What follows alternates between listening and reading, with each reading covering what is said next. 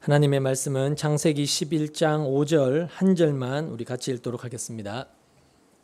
창세기 11장 5절 한 절 말씀입니다. 같이 읽도록 하겠습니다. 시작. 여호와께서 사람들이 건설하는 그 성읍과 탑을 보려고 내려오셨더라. 아멘. 사실 오늘 본문은 창세기 10장 1절부터 11장 32절까지 이 두 장에 걸쳐서 전체가 다 오늘 말씀의 사실 본문입니다. 근데 워낙 길어서 11장 5절 말씀을 요절로 해서 저희가 같이 읽었습니다. 오늘 우리가 살펴보려고 하는 것은 창세기 11장 이 5절 이 전후해서 기록이 되어 있는 이 10장과 11장에 아주 읽어보시면 아시겠지만 굉장히 지루하고 긴 족보가 나옵니다. 그 족보들을 통해서 성경의 대주제가 되는 심판 속에 꼽히는 하나님의 구원의 은혜를 함께 찾아보고 또 배워보도록 하겠습니다. 우리는 지금까지 성경에 나오는 여러 개의 족보에 관해서 여러 차례 배운 바가 있습니다. 특별히 마태복음의 족보와 우리가 누가복음의 족보에서 우리는 하나님의 약속에 의해 다윗의 후손으로 오신 그 예수 그리스도의 왕 되심, 그리고 하나님의 신실하심에 대해서 우리는 배웠습니다. 우리가 배웠던 것처럼 마태복음에 나오는 그 족보는, 예수님의 족보는 요셉의 족보였고, 그리고 누가복음에 나오는 그 족보는 마리아의 족보였습니다. 그래서 마태복음에서는 우리가 무엇을 그 족보를 통해서 확인할 수 있었는가 하면 예수님의 법적 왕통이 증명이 되는 것이고, 그리고 누가복음에서는 예수님이 혈통적인 그 왕통이었음을 증명이 되었다라고 그렇게 나눈 적이 있습니다. 그리고 창세기 5장에 우리가 족보를 통해서는 죽음으로 끝을 맺게 되는 죄를 지은 인류와 그리고 인류의 종국과 또 그 속에서도 당신의 백성들을 하나하나 건져내시는 하나님의 은혜를 찾아낼 수 있었고요.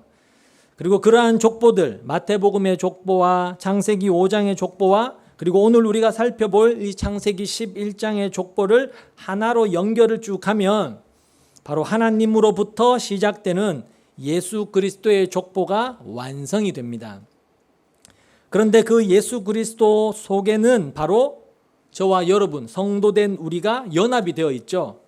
따라서 이 성경의 족보들은 바로 성도된 우리들의 족보, 다른 말로 구속사 속에서 하나님께서 당신의 백성들의 탄생을 어떻게 계획하시고 또 어떻게 완성시켜 내시는지에 대한 조감도가 되는 것입니다. 그리고 그 조감도에 포함된 또 하나의 족보가 오늘 본문 10장과 11장에 걸쳐서 나오고 있는 겁니다. 여러분, 이 족보라는 히브리어 톨레도트라는 단어는 구속사를 흐르는 하나님의 작정 속에서의 계보를 말합니다. 조금 말이 어려울 수 있는데요. 쉽게 말하면 하나님께서 하나님의 뜻을 완성해 가시기 위한 특별한 목적을 가지고 기록한 족보라는 뜻입니다. 우리말 성경에는 족보라고 번역이 되어 있어서 단순히 그냥 누구누구의 자손, 후손이라고 그런 뉘앙스로 들리지만 그 톨레도트라는 단어는 구속사와 관련된 이들의 전체 명단을 말하는 겁니다. 즉 구원받을 자와 받지 못할 자 모두를 포함한 족보를 톨레도트라고 이야기를 하는 겁니다. 그러니까 그 족보들 속에는 그 족보 속의 인물들이 전부 다 구원을 받았다라는 말은 아니라는 것이죠. 자, 그 톨레도트라는 단어가 가장 처음 쓰인 곳이 어딘가 하면 창세기 2장 4절이거든요. 창세기 2장 4절을 한번 보고 가겠습니다. 창세기 2장 4절 같이 읽어보도록 하죠. 시작. 이것이 천지가 창조될 때에 하늘과 땅의 내력이니 여호와 하나님이 땅과 하늘을 만드시던 날에, 자 이렇게 되어 있는데 여기서 하늘과 땅의 내력이니라고 번역된 단어가 이 톨레도트 족보라는 뜻입니다. 그리고 나서 2장 5절부터 보시면, 그리고 바로 이어지는 2장 5절부터 그 뒤에 뭐가 나오는가 하면 아담과 하와의 창조가 나옵니다. 눈으로 대충 보시면 아시겠지만 아담과 하와의 창조가 나오고, 그리고 2장 중반에 가면 선악과에 대한 명령이 나오죠. 그리고 3장으로 넘어가면 인간의 타락과 에덴에서의 추방이 나오고, 그리고 4장으로 넘어가면 가인과 아벨의 탄생과 그리고 아벨의 죽음, 그리고 셋의 탄생, 그리고 5장에 아담의 후예들로 이렇게 쭉 이어지게 되죠. 하나님의 구속사가 이렇게 이어지고 있다는 것을 성경이 보여주고 있는 것이죠. 그러니까 이 모든 것들, 이 모든 사건들은 그 하나님의 영원하신 작정 속에 들어 있었다라는 것을 성경이 말해주고 있는 겁니다. 우연히 발생된 일이 아니라는 것이죠. 그리고 그 죽음의 족보라고 일컫는 그 5장 1절에서 다시 한번 그 톨레도트라는 단어가 등장을 하는데요. 5장 1절을 한번 보시죠. 5장 1절 같이 읽겠습니다. 시작. 이것은 아담의 계보를 적은 책이니라. 하나님이 사람을 창조하실 때에 하나님의 모양대로 지으시되. 그리고 나서 5장 족보를 쭉 보시면 아시지만 죽었더라 라고 하면서 쭉 이어지죠. 여기서는 그 단어가 계보라고 번역이 되어 있고, 그리고 그 아래로 아담의 후예들이 쭉 열거가 되고요. 그리고 그 단어는 다시 오늘 본문 10장 1절로 이어져서 셈과 함과 야벳의 족보라는 말로 한 번 더 쓰이고요. 그리고 11장 10절에 셈의 족보에서 한 번 더 쓰입니다. 그리고 그 족보 톨레도트라는 단어가 헬라어 게네시스로 신약에 번역이 되거든요. 72년으로 번역이 되면서 게네시스로 번역이 되는데, 그 단어가 최초로 쓰인 곳이 어딘가 마태복음 1장 1절에 나오는데, 이 족보가 그리로 이어지게 되는 겁니다. 마태복음 1장 1절이 뭐죠? 아브라함과 다윗의 자손 예수 그리스도의 계보라. 이렇게 그 계보라고 번역된 단어가 바로 게네시스입니다. 그러니까 마태복음의 그 예수 그리스도로부터 시작해서 거꾸로 올라가면 다윗과 아브라함과 셈과 노아를 거쳐 하나님께로 이어지게 되는 겁니다. 그렇게 하나님이 가지셨던 그 하나님의 계획은 창세로부터 한치의 오차도 없이 예수 그리스도와 그분으로 인하여 탄생될 교회, 즉 성도의 탄생을 향하여 끊임없이 변화 없이 오차 없이 실수 없이 흐르고 있고, 그리고 그 속에는 동일하게 유기되어지고 있는 자들의 라인과 그리고 하나님의 선택을 받은 자들의 라인이 아주 선명하게 갈리고 있음을, 그리고 그 두 라인이 하나님의 구속사에서 필연적으로 존재해야 하는 자들임을 알 수가 있는 겁니다.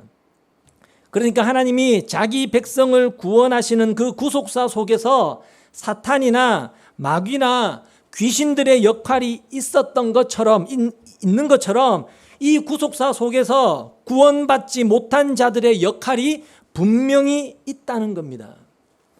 그래서 그들이 이 족보에 기록이 되어 있다는 것이죠. 그러니까 성경의 족보들은 역사 속에서 개입하셔서 일을 하시는 그 하나님의 신실하심과 그 예수 그리스도의 역사성이란 말은 그분은 그냥 우리 이야기 속에 신화 속에서 나타났다가 그냥 사라지는 그런 존재가 아니라 그분은 역사 속에서 실제 했다는 것을 이 족보를 통해서 보여주는 겁니다. 실제로 이런 사람들이 있었는데 그의 후손으로 예수가 오셨다라는 그 예수 그리스도의 역사성과 실제를 보여주는 것이 바로 족보인 것이죠. 그래서 족보는 아주 중요한 겁니다. 우리는 지루하고 읽기 싫지만. 자, 또 한 가지 우리가 이 족보에서 배울 수 있는 아주 중요한 사실은 하나님은 하나님의 은혜를 떠나서 모두가 뿌리 뽑힌 나무처럼, 생명이 사라져버린 뿌리 뽑힌 나무처럼 죽은 시체와 같은 죄인들 속에서 당신의 백성들을 하나도 빠짐없이 전부 다 구해내고 계신다라는 사실을 족보를 통해서 배울 수가 있습니다. 그 사실들이 족보 속에 잘 기록이 되어져 있다는 것이죠. 그 한 예로 오늘 본문 10장 21절을 잠깐 보고 넘어가겠습니다. 창세기 10장 21절 말씀 같이 한번 읽도록 하죠. 시작. 셈은 에벨 온 자손의 조상이요 야벳의 형이라 그에게도 자녀가 출생하였으니. 자, 잘 보시면 셈을 가리켜서 뭐라고 말하는가 하면 에벨 온 자손의 조상이다라고 모세가 기록을 하고 있습니다. 그런데 이 연대기를 보면 이 에벨은 셈의 아들이 아닙니다. 셈의 아들이 아니라 노아의 4대손, 셈의 3대손입니다. 근데 왜 굳이 셈을 가리켜서 에벨 온 자손의 조상이다라고 묘사를 했을까요? 그 히브리어 에벨, 한글로는 에벨로 번역됐지만 히브리어는 에벨인데요. 이 단어는 무슨 뜻인가 하면 건너편 지역 혹은 건너가다라는 뜻입니다. 그리고 그 단어가 이브리, 하비루, 히브리로 변해서 하나님의 택한 백성들인 이스라엘 백성들의 이름이 된 겁니다. 히브리인이죠. 히브리. 이스라엘 백성들의 이름이 되는 거예요. 그러니까 이 에벨은 건너간 자들, 다른 말로 하나님의 선택과 그리고 하나님의 명령에 순종함으로써 유프라테스 강을 건너편 지역인 가나안으로 이주를 한 아브라함의 후예 히브리 사람들의 조상으로 지금 등장을 하고 있는 겁니다. 그 말은 하나님은 자기 백성을 구원하시기 위해서 이렇게 당신의 택한 백성들의 그 라인을 준비하고 계심을 우리는 이 21절을 통해서 알 수가 있는 겁니다. 셈의 후손 중에 에벨이라는 사람이 실제로 있었는데 그 사람이 바로 히브리 온 민족 이스라엘의 조상이었다라는 것이죠. 이 족보를 통해서 보여주는 겁니다. 그러니까 지금 바벨탑 사건을 비롯한 여러 가지 사건으로 지금 10장과 11장 사이에 바벨탑이 들어있거든요. 바벨탑 사건으로 인해서 여러 가지 사건으로 막 어지러움 속에서도 하나님은 히브리가 이스라엘이고 이스라엘은 영적 이스라엘인 교회를 상징하는 것이라고 했잖아요. 그죠? 우리를 상징하는 거거든요. 그렇기 때문에 그런 세상의 혼탁함 속에서도 막 바벨탑을 짓고 세상이 엉망진창으로 돌아가고 있는 그 속에서도 하나님은 바로 자기 백성된 교회, 즉 우리를 준비하고 계셨다라는 것을 여기서 보여주고 있는 겁니다. 따라서 그 에벨이라는 단어, 그 단어 하나에 교회된 우리, 성도된 우리의 정체성이 모두 다 담겨 있다는 것이죠. 에벨이라는 단어 안에. 에벨이 무슨 뜻이라고 했나요? 건너가서 다른 땅에서 사는 자라는 뜻입니다. 쉽게 말하면. 그러니까 교회, 즉 성도된 우리는 하나님의 선택을 받아서 세상의 강을 건너 하나님의 나라로 이주한 자, 그게 우리의 신분이에요. 그죠? 히브리라는 단어로 우리가 그 유프라데스 강을 건너서 가나안 약속의 땅으로 이주한 자로서 이 땅에서는 우리는 천국에 속한 자이기 때문에 이 땅에서는 이방인으로 나그네로 하늘에 속한 자로 살아야 한다라는 그런 것을 깨닫게 되는 것이죠. 우리는 그런 사람들이라는 것입니다. 그게 성도된 여러분의 정체성이어야 된다는 것이죠. 자, 하나님은 그렇게 모두 다 죽어야 하는 그 어두운 세상 속에서 당신의 백성들을 위해 지금 족보를 통해서 역사를 진행해 가시면서 택함받은 백성들은 한 사람도 빠지지 않고 전부 다 건져내고 계시다는 겁니다. 그게 바로 심판 속에 꼽히는 하나님의 구원의 은혜인 것이죠. 그것이 10장과 11장의 족보를 비교해 보면 조금 더 분명하게 이제 드러나게 되는데요. 여러분 10장을 보시면 10장은 전체가 셈과 함과 야벳의 족보로 가득 차 있습니다. 근데 11장에 셈의 후예들의 족보가 또 한 번 반복이 되고 있어요. 10장에서 셈의 후예들의 족보가 나왔는데 11장에 또다시 반복이 되고 있어요. 근데 잘 보시면 그 두 족보가 좀 달라요. 어떻게 다르냐? 창세기 10장 25절 이하의 족보부터 한번 보시죠. 창세기 10장 25절 25절부터 제가 읽겠습니다. 보십시오. 에벨은 두 아들을 낳고 하나의 이름을 벨렉이라 하였으니 그때의 세상이 나뉘었으며 벨렉의 아우의 이름은 욕단이며 욕단은 알모닷과 셀렙과 하살마엣과 예라와 이렇게 등등등 해서 이렇게 쭉 나갑니다. 여기 보시면 에벨은 아들이 둘이 있는데 하나는 벨렉, 하나는 욕단이라고 하죠. 벨렉과 욕단인데 이 10장 끝에 족보에는 에벨의 두 아들 중 욕단의 후예들이 기록이 되어 있어요. 그리고 이 족보에 이어지는 사건이 무슨 사건으로 나오는가 하면 바벨탑 사건으로 나옵니다. 따라서 우리는 이 에벨의 아들인 벨렉과 욕단의 시대에 바벨탑 사건이 일어났다는 것을 추론해 볼 수 있어요. 그리고 25절을 보시면 에벨은 두 아들을 낳고 하나의 이름을 벨렉이라 하였으니 그때의 세상이 나뉘었다라고 하면서 벨렉 때의 세상이 나뉘었다고 말씀합니다.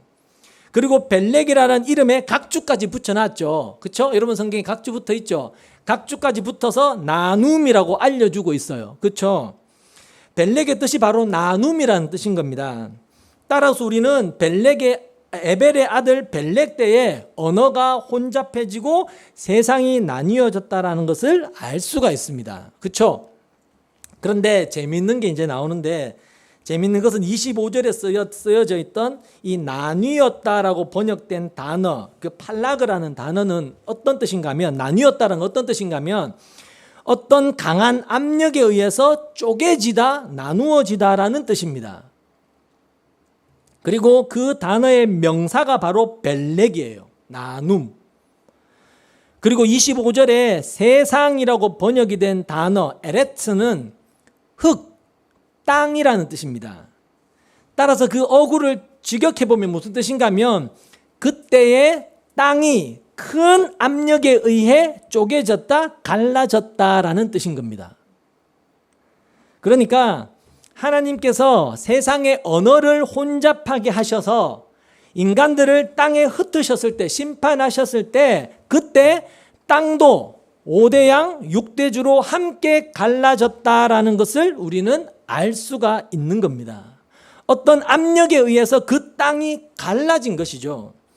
그러니까 하나님은 인간들을 흩으시면서 철저하게 땅까지 완전히 갈라서 그들이 절대로 서로 연합할 수 없도록 아주 철저하게 흩어버리신 것입니다.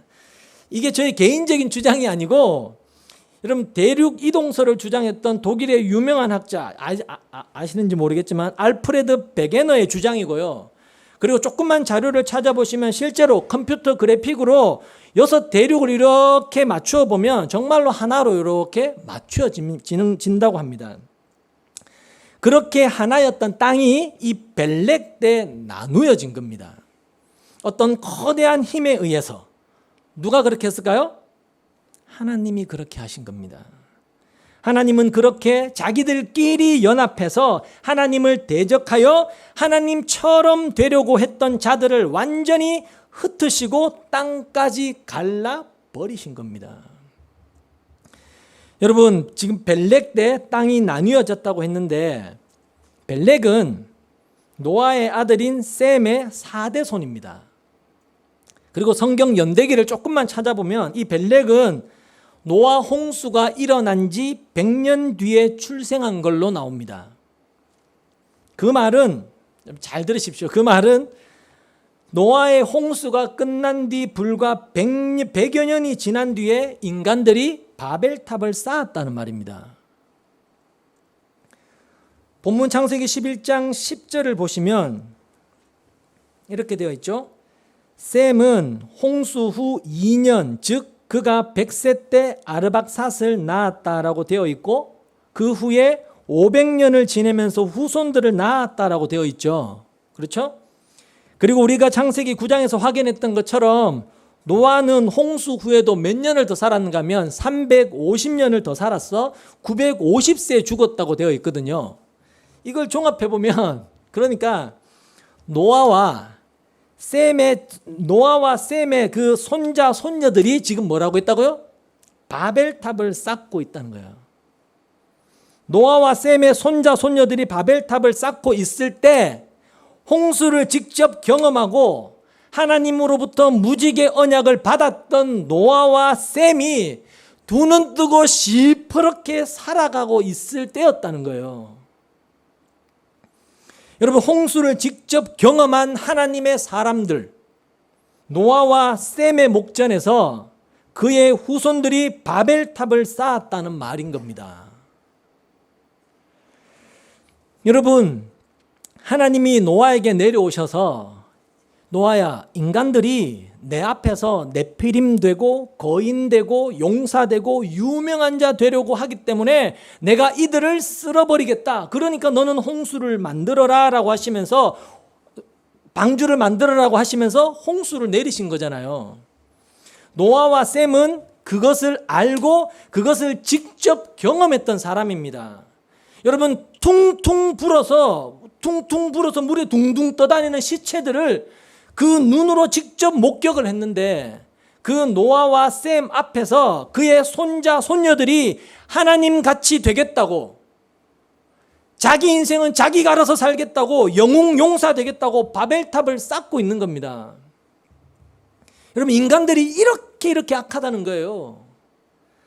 진노의 자식이라서 본질상 하나님을 대적한다는 겁니다.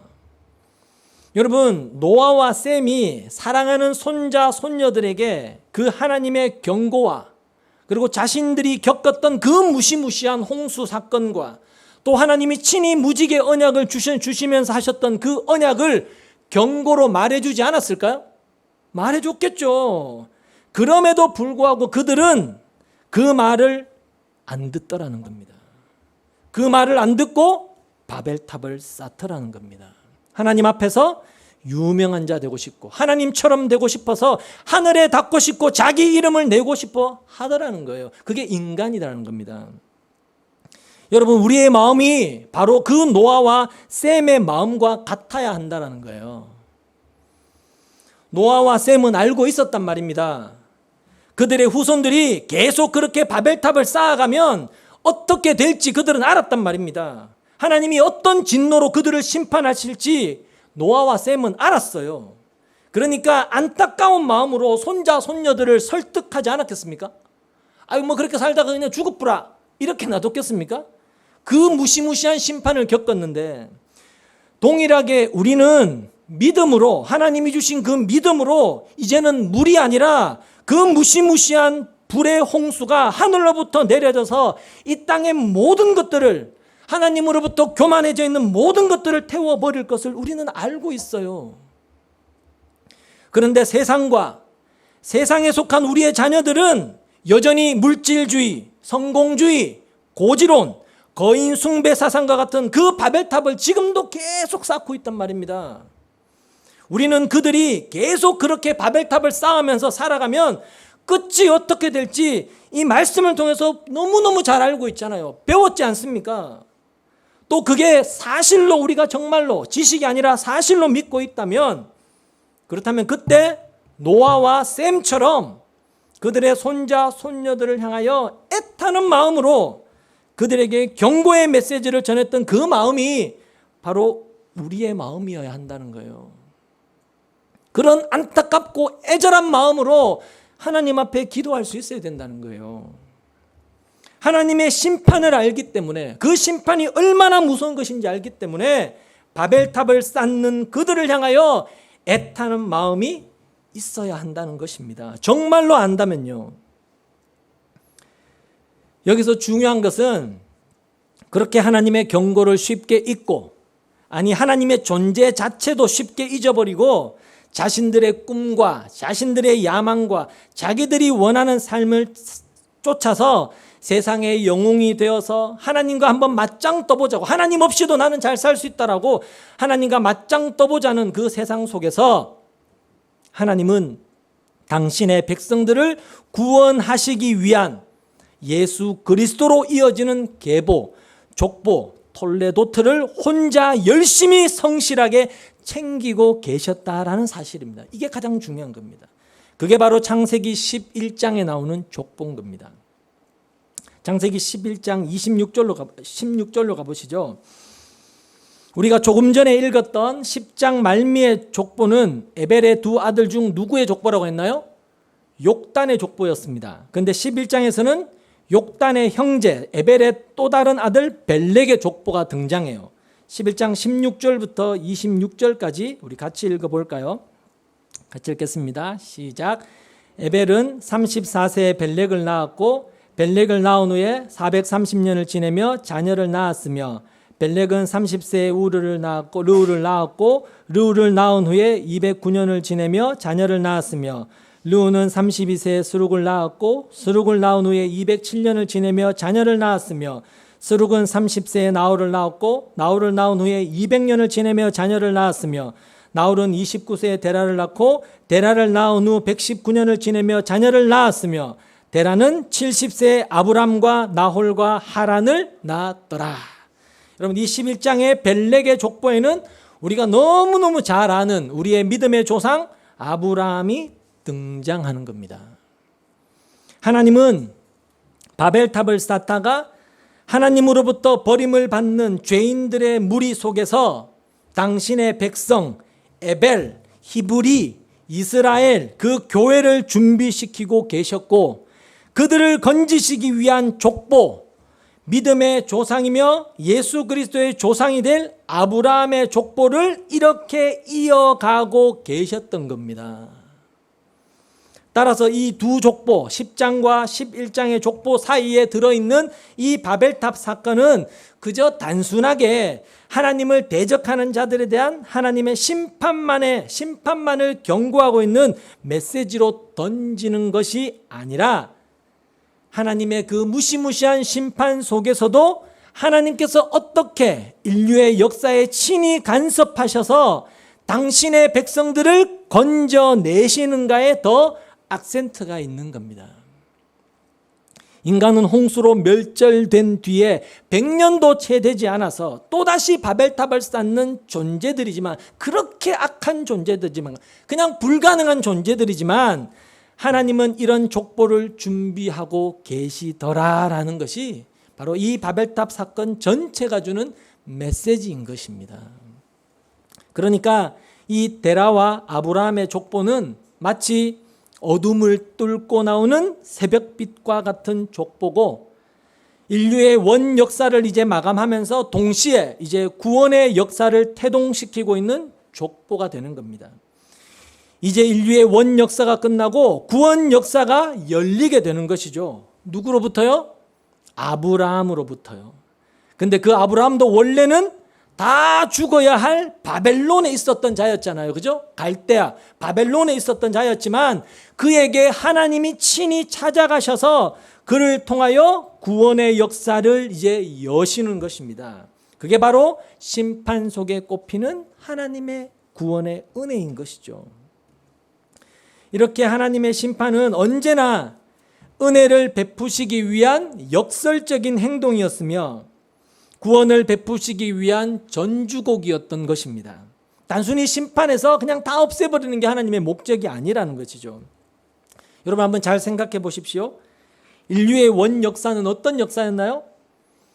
만약에 인류의 원 역사는 하나님이 구원하시겠다라는 그 의지가 없이는 절대로 계속될 수 없는 죄악의 역사였습니다.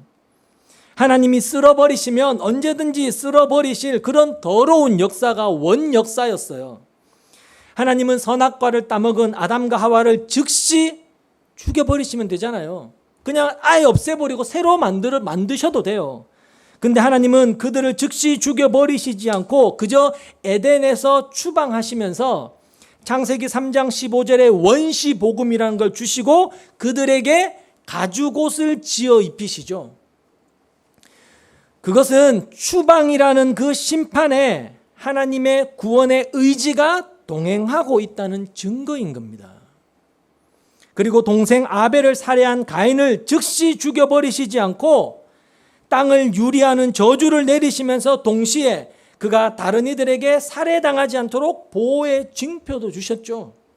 역시 심판의 행위와 함께 구원의 의지가 엿보이는 모습인 겁니다. 물론 그렇다고 해서 가인이 구원을 받았다는 뜻은 당연히 아닙니다.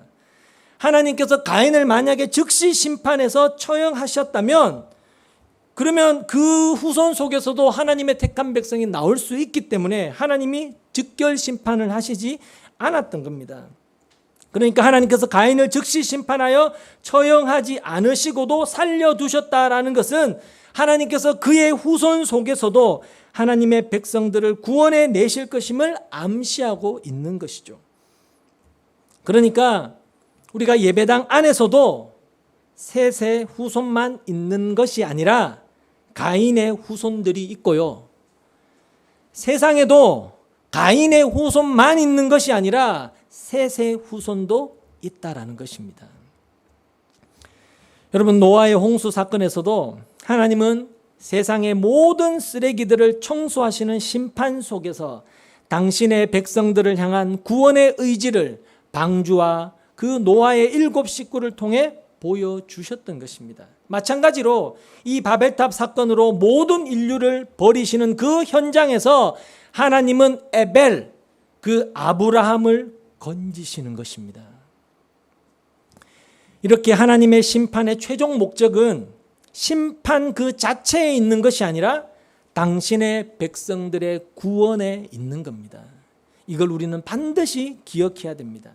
하나님의 심판은 그냥 심판 자체의 목적이 있는 것이 아니라 하나님의 백성들의 구원에 그 목적이 있다는 것입니다.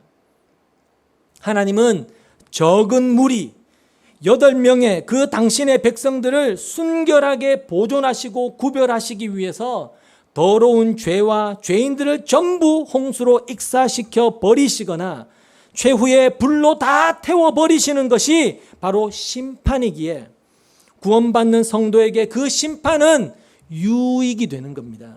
유익이에요. 그래서 성도된 우리는 그 심판의 날을 고대하고 기다리는 것입니다. 그리고 그 심판이라는 동전 뒷면이 바로 구원인 것이고요. 따라서 하나님의 심판과 구원은 동전의 앞 뒷면처럼 공존하는 것입니다. 따라서 하나님의 심판은 새 창조를 위한 더러운 쓰레기를 청소하는 작업인 것입니다. 그래서 성도들은 불이 쏟아지는 그 최후의 심판을 두려워하지 않고 오히려 기다리게 되는 것입니다. 여러분은 어떠십니까? 여러분이 성도라고 자처하시는데 여러분은 최후의 그 불로 심판하실 그날을 기다리고 계십니까? 아니면 두려워하고 계십니까? 성경은 그렇게 더러운 쓰레기들과 어둠들이 청소가 되고 하나님의 새 창조가 완성이 되는 그 최후의 그림들을 크고 작은 모형으로 여러 곳에 그려놓고 있습니다. 바벨탑도 바로 그 최후의 심판의 모형으로 등장을 하는 것이고요. 모두 다 심판을 받아야 하는 곳에서 아브라함이라는 하나님의 택한 백성이 바벨론 갈대아에서 건져지는 것입니다. 그것을 확실히 뒷받침해 주는 구절이 바로 오늘 본문 11장 5절입니다. 우리 같이 읽었죠? 11장 5절 같이 읽겠습니다. 같이 읽겠습니다. 시작. 여호와께서 사람들이 건설하는 그 성읍과 탑을 보려고 내려오셨더라. 강림하셨더라라는 뜻입니다. 내려오셨더라. 아주 중요한 단어입니다. 하나님께서 하늘에 닿으려는 인간들의 그 탑쌓기 현장으로 내려오셨습니다. 인간들이 하늘 꼭대기에 닿으려고 하는 그 현장으로 하나님은 내려오셔야 했다라고 지금 이야기를 하고 있는 겁니다. 성경은 이것을 통해서 하나님을 대적해서 하늘에 오르려는 인간들의 노력이 얼마나 허망하고 허탈한 것인지를 여실히 보여주고 있는 겁니다. 여러분, 이 땅에서 인간들이 자기들의 힘과 노력과 열심과 능력으로 가장 높게 쌓는 그 탑을 하나님은 그 더 위에서 내려오셔야 된다라는 말입니다. 하나님은 그토록 높고 크신 분이다라는 것을 이 내려오셨다, 강림하셨다라는 이런 표현을 통해서 보여주는 겁니다. 하나님은 인간들의 힘으로 도저히 정복될 수 없는 그 높고 높은 곳에 계신 분이다라는 것이죠. 그렇게 하나님은 그 아래로 내려오셔서 인간들을 심판하십니다. 여기서 내려오다, 강림이다라는 이 단어가 아주 중요한 단어라고 했습니다. 여기에도 내려오다라는 단어가 심판과 함께 사용이 되고 있듯이 구약 성경에서 하나님의 강림, 하나님의 내려오심은 항상 심판과 구원을 그 내용으로 담고 있었습니다. 그러한 하나님의 심판과 구원의 강림은 창세기부터 계속 이어지게 되는 것이죠. 창세기 3장 8절 한 절 보겠습니다.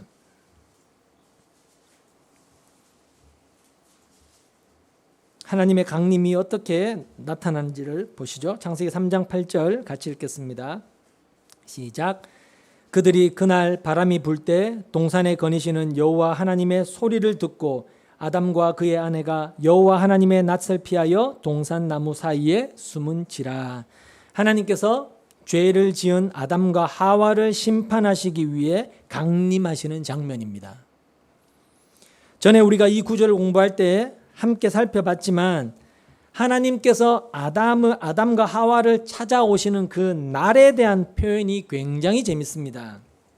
언제 찾아오시느냐 하면 그날 바람이 부는 때입니다. 히브리어로 보면 욤 루아흐입니다. 쉽게 말하면 성령의 날입니다. 성령의 날. 성경에서 신구약을 막론하고 여호와의 강림의 날, 성령의 날, 심판의 날, 이것은 같은 용어로 쓰입니다. 그러니까 여호와의 강림하시는 날, 성령의 날, 그것은 곧 심판의 날을 상징하는 겁니다. 바로 이 날을 말하는 것이죠. 계시록 6장 15절에서 17절 말씀 보시죠.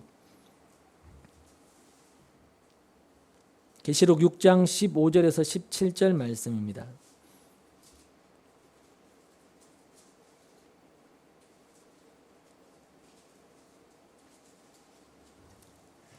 같이 읽습니다. 시작. 땅의 임금들과 왕족들과 장군들과 부자들과 강한 자들과 모든 종과 자유인이 굴과 산들의 바위 틈에 숨어 산들과 바위에게 말하되 우리 위에 떨어져 보좌에 앉으신 이의 얼굴에서와 그 어린 양의 진노에서 우리를 가리라.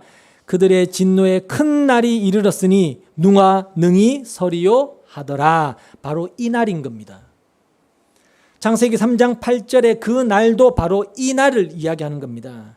그 날을 신약에서는 어떤 날로 이야기하나요? 주의 날이라고 부르기도 하는 것입니다. 데살로니가전서 5장 2절은 이렇게 말씀하죠. 주의 날이 밤에 도둑같이 이를 줄을 너희 자신이 자세히 알기 때문이다 라고 말해요. 여기서 말하는 주의 날이 어떤 날인지 여러분 잘 아시죠? 최후의 심판의 날을 말하는 겁니다. 여러분 다시 창세기로 돌아가서 3장 8절 9절을 다시 한번 보시죠. 창세기 3장 8절 9절 다시 한번 보겠습니다. 잘 보십시오. 그들이 그날 바람이 불 때 동산에 거니시는 여호와 하나님의 소리를 듣고 아담과 그의 아내가 여호와 하나님의 낯을 피하여 동산 나무 사이에 숨은지라. 여호와 하나님이 아담을 부르시며 그에게 이르시되 내가 어디 있느냐라고 하셔요.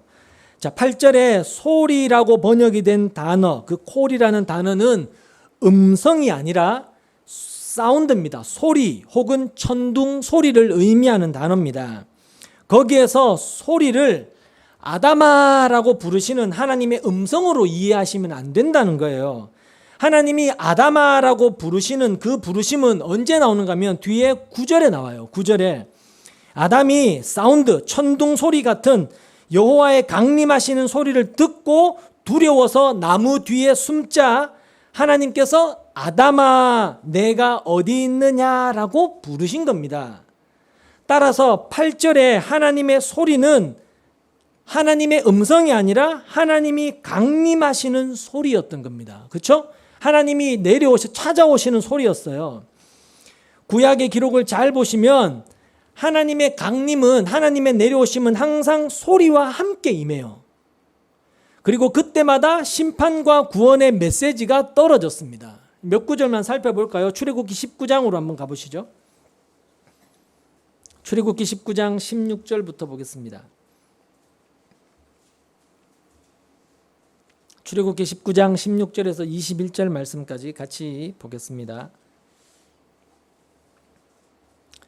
같이 읽습니다. 시작. 셋째 날 아침에 우레와 번개와 빽빽한 구름이 산 위에 있고 나팔 소리가 매우 크게 들리니 진중에 있는 모든 백성이 다 떨더라. 건너뛰어서 19절 시작.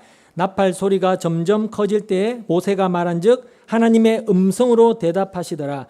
하나님께서 시내산 곧 그 산 꼭대기에 강림하시고 모세를 그리로 부르시니 모세가 올라가매 여호와께서 모세에게 이르시되 내려가서 백성을 경고하라. 백성이 밀고 들어와 나 여호와께로 와서 보려고 하다가 많이 죽을까 하노라. 자, 이 장면은 아시다시피 하나님께서 율법을 주시기 위해서 시내산에 강림하시는 모습입니다. 근데 그러한 하나님의 강림하심 앞에 죄인들이 서게 되면 어떻게 된다고 하나요? 죽습니다. 죽는다라고 합니다. 심판인 것이죠. 하나님 앞에 더러운 것은 절대로 설 수가 없습니다. 그걸 심판이라고 하는 거예요. 그러나 여기에서는 하나님이 그들을 죽이시기 위해서, 즉사시키기 위해서 강림하시는 것이 아니라 하나님께서 이스라엘에게 뭘 주시려고? 율법을 그들에게 주셔서 그들을 구원해 내시기 위한 강림이란 말입니다. 그래서 심판을 받을 죄인들을 가까이 하지 못하게 하시는 거예요. 왜? 아직은 때가 아니기 때문에 그런 겁니다. 그때 그 장면을 히브리서 기자는 이렇게 묘사를 하거든요. 히브리서 12장 19절에서 21절 가보시면 그때 시내산에 강림하셨던 그 장면을 이렇게 히브리서 기자는 묘사를 해줍니다. 히브리서 12장 19절에서 21절입니다. 같이 읽죠. 시작. 나팔 소리와 말하는 소리가 있는 곳에 이른 것이 아니라 그 소리를 듣는 자들은 더 말씀하지 아니하시기를 구하였으니 이는 짐승이라도 그 산에 들어가면 돌로 침을 당하리라 하신 명령을 그들이 견디지 못함이라. 그 보이는 바가 이렇듯 무섭기로 모세도 이르되 내가 심히 두렵고 떨린다 하였느니라. 이렇게 하나님의 강림은 항상 더러운 것을 심판하여 소멸하시고 새로운 창조를 완성하시는 심판과 구원의 강림이었습니다. 따라서 소리와 함께 강림하신 그 에덴 동산의 여호와의 모습도 역시 우리가 계시록 6장에서 확인했던 그 심판과 구원의 그 최후의 날의 모형이었던 것입니다. 그렇게 죄를 짓고 부끄러운 상태가 되어서 하나님을 피해서 숨어버린 아담과 하와 죄인들을 무죄한 동물 속에 넣어서 심판하여 죽여버리시는 겁니다. 마치 예수 안에 우리를 넣어서 예수님을 죽여버리시는 것처럼, 그리고 그 동물의 가죽으로 예수의 의의 옷으로 그들의 벌거벗은 부끄러움을 덮어서 새로운 하나님의 백성으로 만들어내시는 그 새 창조의 그림이 그 속에 이렇게 들어있는 겁니다. 그러니까 창세기 3장 8절에 나오는 그날 바람이 부는 때, 그때 성령이 내려오셔서 뭘 하신 겁니까? 죄를 심판하고 새로운 백성을 창조해 내시는 것입니다. 그렇게 이 역사와 성경은 하나님의 강림으로 이 더러운 쓰레기들이 완전히 청소가 되고 새로운 창조가 완성이 되는 그 날, 그 주의 날을 향해서 지금 열심히 달려가고 있는 겁니다. 창세기에서부터 시작해서 계시록을 향해서 달려가고 있고, 우리의 역사도 지금 그 날, 그 주의 날을 향해서 지금 열심히 역사가 진행되어져 가고 있는 것입니다. 그러한 최후의 심판의 날은 사실 창세기 1장의 최초의 하나님의 강림에서부터 시작이 되고 있다는 사실입니다. 창세기 1장 1절이 어떻게 기록되어 있나요? 창세기 1장 1절은 하나님께서 태초에 천지를 만드셨다라고 했습니다. 태초에 천지를 만드셨다고 했는데 거기에 쓰인 태초에라는 단어가 무슨 뜻이라고 했나요? 레시트라는 단어는 시간의 시작이다라고 했습니다. 제가 예전에 다 말씀드렸던 겁니다. 거기에 태초에라는 뜻은 시간의 시작이라고 했습니다. 그때 시간이 창조가 된 겁니다. 어떤 목적을 갖고요. 어떤 목적을 위해서요. 그렇게 시간을 창조하신 다음에 뭘 만드셨죠? 천지를 만드셨습니다. 창조하셨죠? 천지는 뭐죠? 하늘과 땅, 즉 공간을 말하는 겁니다. 시간과 공간은 항상 어떤 일과 행위를 전제하는 겁니다. 여러분, 공간은 있는데 시간이 없으면 움직임이 있을 수 없죠. 그리고 시간은 있는데 공간이 없으면 존재 자체가 불가능한 겁니다. 그러니까 하나님이 지금 시간과 공간을 만드셨다라는 말은 그 안에서 이제 어떤 일, 어떤 행위를 하시겠다라는 뜻이 담겨 있는 거예요. 어떤 일을 하시려는 겁니까? 쓰레기와 같은 이 더럽고 어두운 썩어서 있는 것들을 다 청소하고 거룩하고 깨끗한 내 백성 만들어서 새하늘과 새 땅에 넣으시는 그 일을 바로 그때부터 시작을 하셨다라는 겁니다. 목적을 가지고 천지 만물을 창조하셨다는 겁니다. 하나님은 바로 그 일을 하시기 위해서 역사 속으로 강림에 들어오셨던 것입니다. 그게 역사 속으로서의 하나님의 최초의 강림이셨던 겁니다. 그리고 그 하나님의 강림이 1장 2절에 보면 하나님의 영이 수면 위에 운행하시는 것으로 묘사가 되어지고 하나님의 영이신 성령이 처음 만드신 것이 바로 빛이었습니다. 첫째 날 빛이었죠. 혼돈과 공허와 흑암을 다 심판해버리고 빛만 가득한 그 날이라는 것을 그때 창조하시는 겁니다. 그 날이 바로 창세기 3장 8절로 이어지는 거예요. 바람이 부는 그 날, 성령이 강림하신 그 날, 심판의 날로 이어지는 겁니다. 그래서 더러운 죄들을 다 심판하시는데 어떤 방법으로 3장 8절 이하에 심판하세요? 가죽옷을 입히시는 방법으로 무죄한 재물, 그 예수 안에 그들을 다 넣어서 죽여버리시고 새로운 백성, 부끄러움이 가려진 새로운 백성으로 창조해 내시는 그 이야기가 요한계시록으로 쭉 이어져서 이제 모든 더러운 음녀, 바벨론 그런 것들이 다 청소되고 예수 그리스도 안에서 하나님의 백성들이 그분이 입혀주시는 의의 세마포 흰 옷을 입고 하나님 앞에 서게 되는 그 이야기가 바로 창세기 1장 1절부터 시작이 되고 있는 겁니다. 그리고 그것이 창세기 3장 8절에 또 한 번 심판과 구원의 강림으로 조금 더 선명하게 나타나고 있는 것이고요. 그리고 그 날의 강림은 바벨탑에서 다시 한번 보여주고 있는 겁니다. 내려온다. 보시러 내려왔다. 그 강림으로 보여지는 것이고. 그리고 구약 전체에서 점점 더 확실하게 또렷한 그림으로 반복이 되어지는 겁니다. 몇 군데만 볼까요? 스바냐서로 가보시죠. 스바냐서 1장 14절에서 16절 말씀 우리 같이 읽겠습니다. 스바냐서 1장 14절에서 16절입니다. 습되어 있을 겁니다. 습.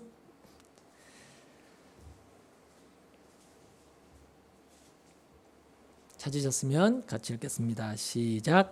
여호와의 큰 날이 가깝도다. 가깝고도 빠르도다. 여호와의 날의 소리로다. 용사가 거기서 심히 슬피 우는도다. 그날은 분노의 날이요 환난과 고통의 날이요 황폐와 패망의 날이요 캄캄하고 어두운 날이요 구름과 흑암의 날이요 나팔을 불어 경고하며 견고한 성읍들을 치며 높은 망대를 치는 날이로다. 그러나 우리에게 그날은 박수치며 기뻐하는 날인 겁니다. 이 심판의 날이요. 요엘서 가보시죠. 요엘서 2장 1절 말씀 보시죠. 요엘서 2장 1절 말씀 같이 읽습니다. 시작. 시온에서 나팔을 불며 나의 거룩한 산에서 경고의 소리를 질러 이 땅 주민들로 다 떨게 할지니 이는 여호와의 날이 이르게 됨이니라. 이제 임박하였으니 건너뛰어서 11절 가시죠. 11절 시작. 여호와께서 그의 군대 앞에서 소리를 지르시고 그의 진영은 심히 크고 그의 명령을 행하는 자는 강하니 여호와의 날이 크고 심히 두렵도다. 당할 자가 누구랴.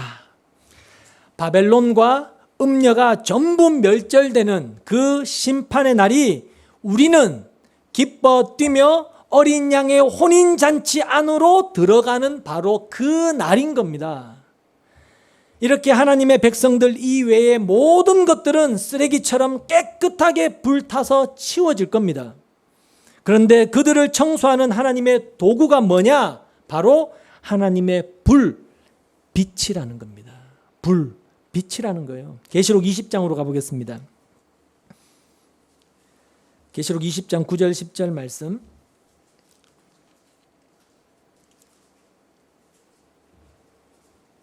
같이 읽겠습니다. 계시록 20장 9절 10절입니다. 시작. 그들이 지면에 널리 퍼져 성도들의 진과 사랑하시는 성을 두르매 하늘에서 불이 내려와 그들을 태워버리고 또 그들을 미혹하는 마귀가 불과 유황못에 던져지니 거기는 그 짐승과 거짓 선지자도 있어 세세토록 밤낮 괴로움을 받으리라. 그런데 하나님의 백성들에게도 그 불이, 그 빛이 동일하게 내려오게 된다는 걸 아십니까?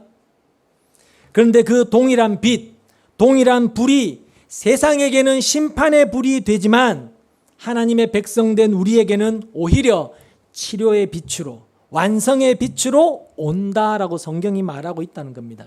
말라기 4장 1절 2절 보겠습니다. 말라기 4장 1절 2절입니다.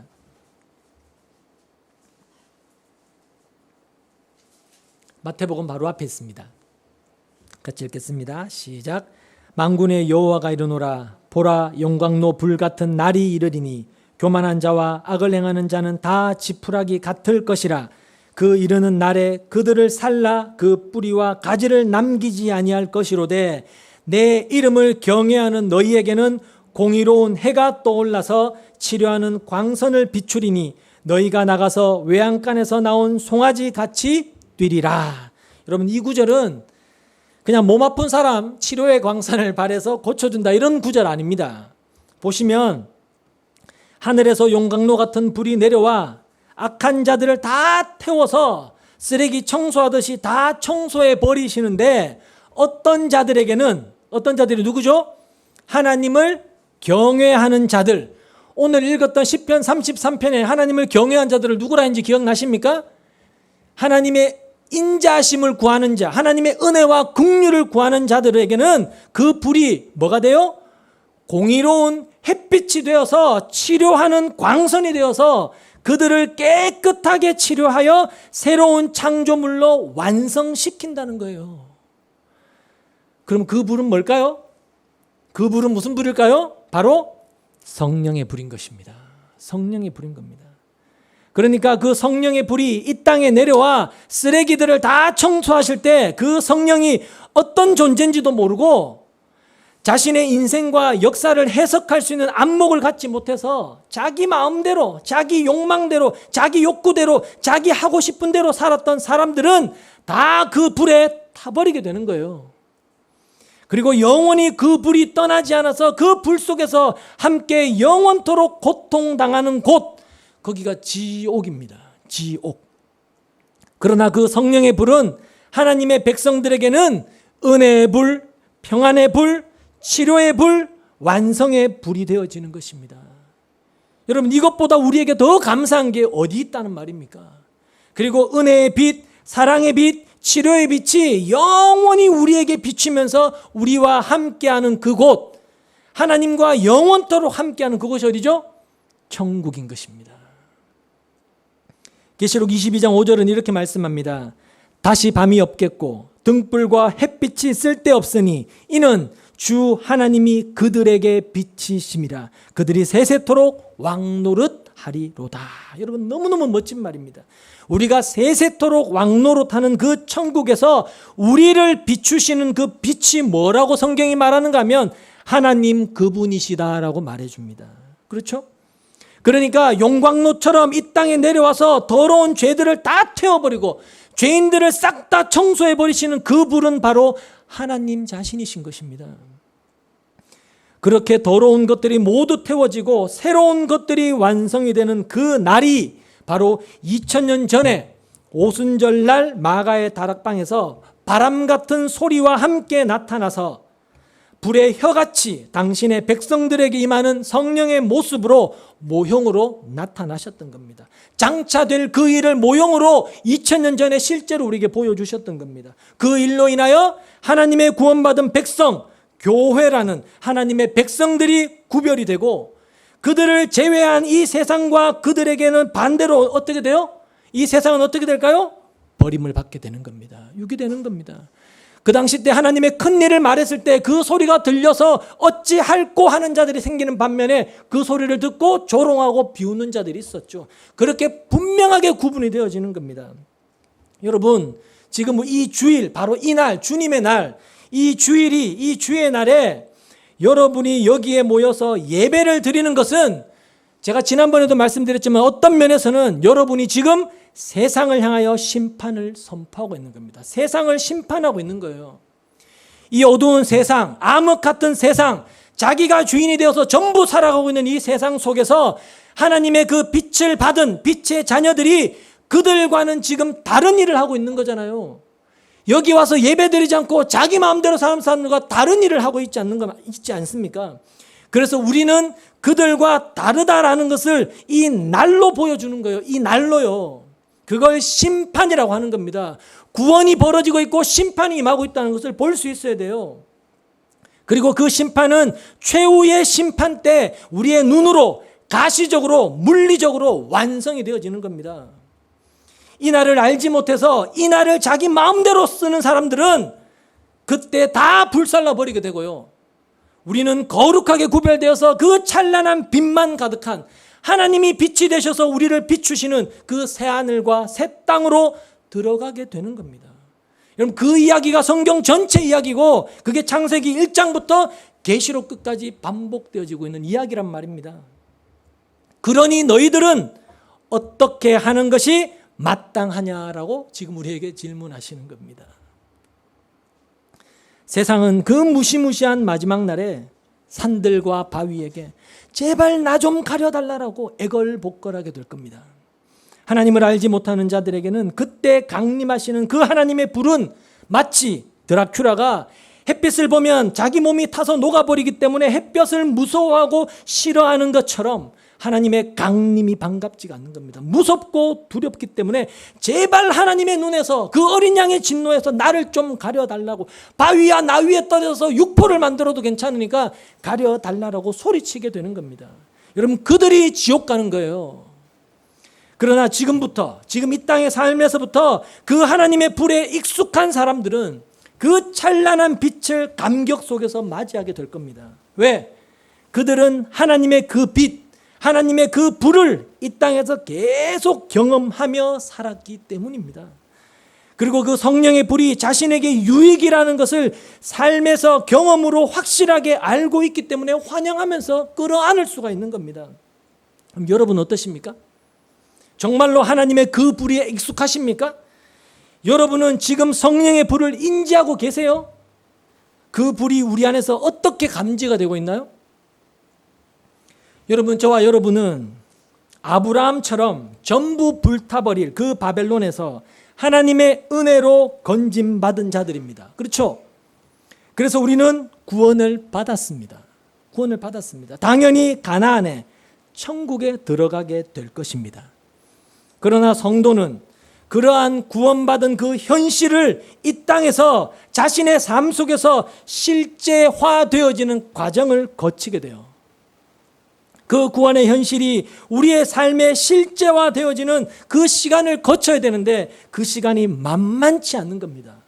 왜냐하면 말씀드린 대로 구원이라는 것은 모든 더럽고 죄악된 그 쓰레기들이 다 타버리고 순결하고 거룩하고 깨끗한 것만 남는 상태가 구원이기 때문에 우리가 예수를 믿고 구원을 받는 그 순간부터 우리의 인생 속에서는 그러한 구원의 현실이 실제화되는 작업이 시작되는 겁니다. 하나님의 불이 그렇게 우리의 인생 속에 찾아오셔요. 하나님의 성령이 우리 인생 속에 찾아오셔서 우리를 끊임없이 비추시는 겁니다.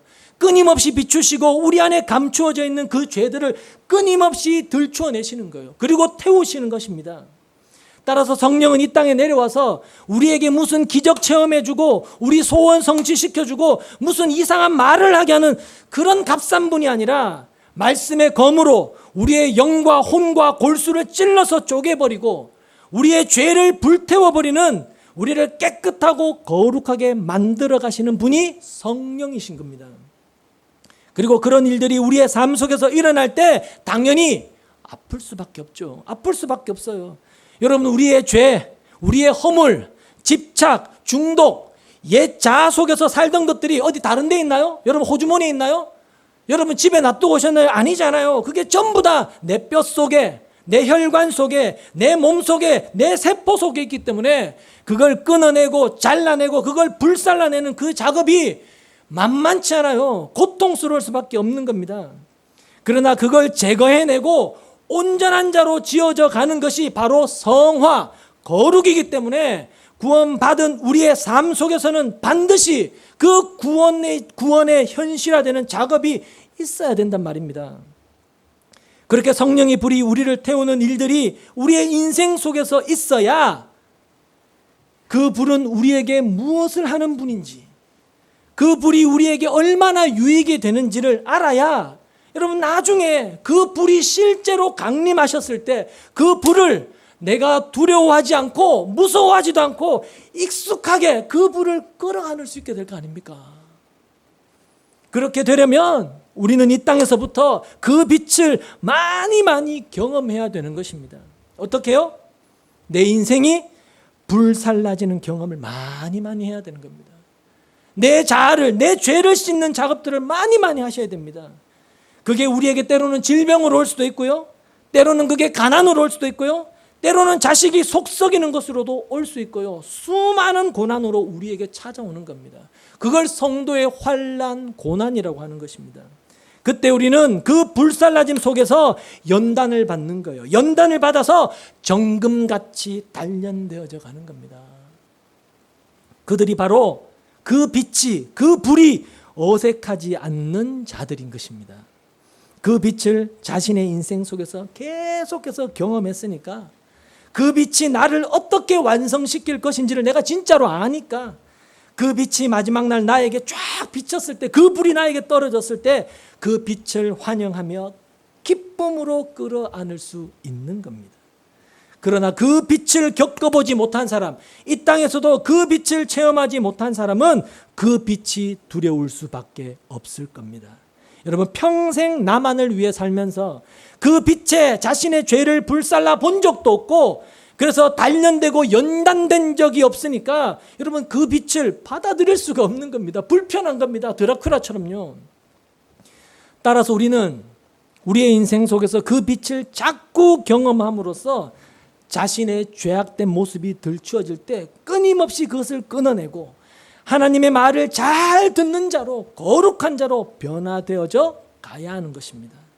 그것이 구원 현실, 그것이 구원 현실이 우리의 삶에서 실제화되어지는 길이라는 걸 잊지 마셔야 돼요.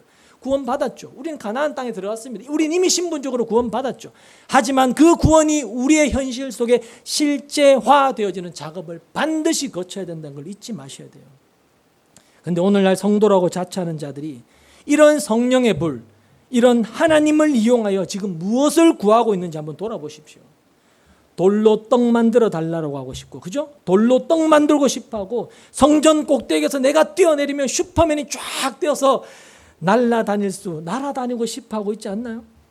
성령의 힘을 이용해서. 하나님은 인생 속에서 인간들이 자기들의 힘으로 행복하려고 그렇게 쌓아놓았던, 그리고 집착하고 중독했던 세상의 힘들을 태워버리시려고 오셨는데, 하나님의 이름을 부르면서 태워버릴 것, 하나님이 태워버리실 것들을 하나님 더 주십시오라고 하고 있는 그런 현실이지 않냐고요. 나 영웅 만들어 달라고, 나 용사 만들어 달라고, 나에게 복 좀 달라고 그러고 있지 않냐는 겁니다. 여러분, 믿음은 이 세상의 행복과 비례하는 것이 아닙니다. 우리의 믿음이 깊어지면 깊어질수록, 우리의 신앙이 주를 닮아서 성숙하면 성숙해질수록 그전에는 깨닫지도 못했던 내 안에 꽁꽁꽁 숨겨져 있던 그 죄들이 더 잘 보이게 되는 겁니다. 성령의 불이 우리 안에서 그 밝게 비추기 때문에, 그 일을 하시기 때문에 그래요. 그래서 구원받은 우리의 삶이 어쩌면 더 예수를 믿기 전보다 더 고달프고 더 힘들고 더 어렵게 느껴지게 되는 겁니다. 여러분, 하나님의 빛은 이 땅에 오셔서 거창하게 당신을 드러내고 자랑하고 증명하는 식으로 일하시지 않습니다. 하나님의 빛은 이 땅에서 예수가 사셨듯이 비밀스럽고 감추어져 있는 빛으로 일을 하십니다.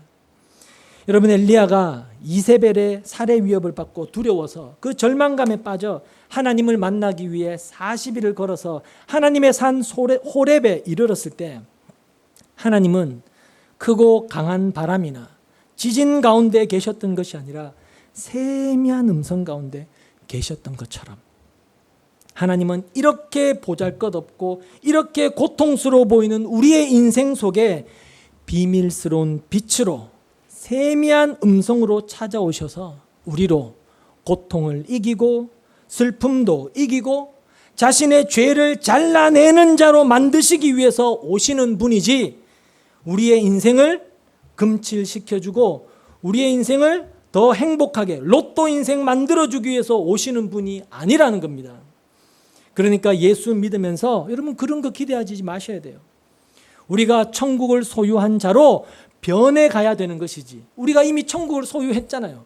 천국을 소유한 자답게 변해가야 되는 것이지, 우리의 환경과 상황이 천국처럼 변하는 것이 기독교가 아니라는 걸 잊지 마셔야 돼요.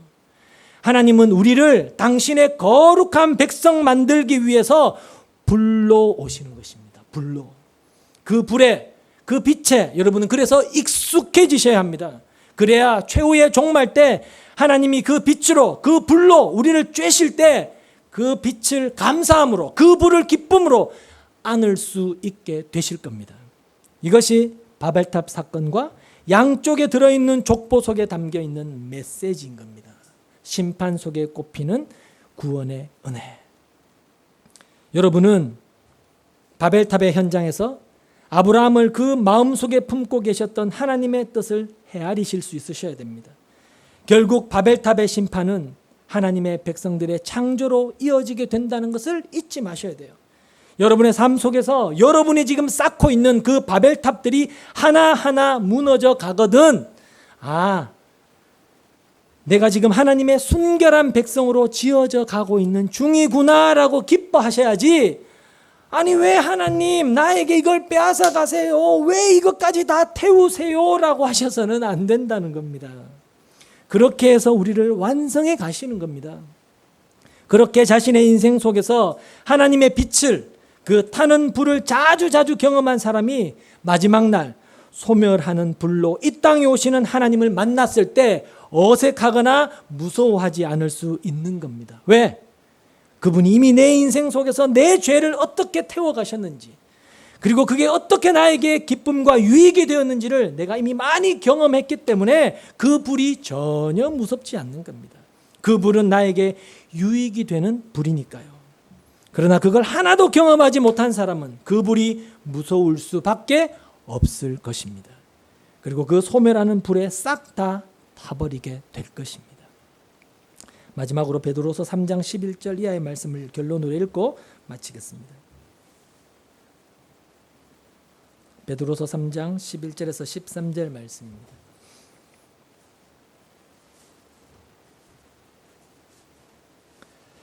베드로서 3장 11절에서 13절 같이 읽겠습니다. 시작.